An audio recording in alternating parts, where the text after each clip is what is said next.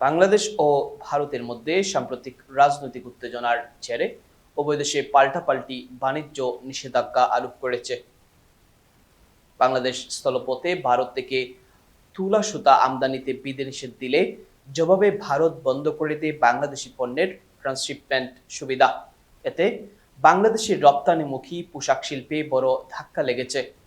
2024 সালে ভারত থেকে প্রায় $1.6 বিলিয়ন তুলা সুতা আমদানি করেছে বাংলাদেশ, যার 1/3 স্থলপথে এসেছে।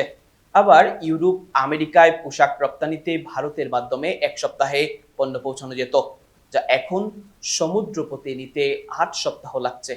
অন্তর্বর্তীকালীন সরকার ও ভারতের মধ্যকার রাজনৈতিক টানাপোড়েন, শেখ হাসিনার প্রত্যর্পণের দাবি ও চীনের সঙ্গে সম্পর্ক উন্নয়ন, সব মিলিয়ে দুই দেশের অর্থনৈতিক বন্ধন এখন চরম সংকটে।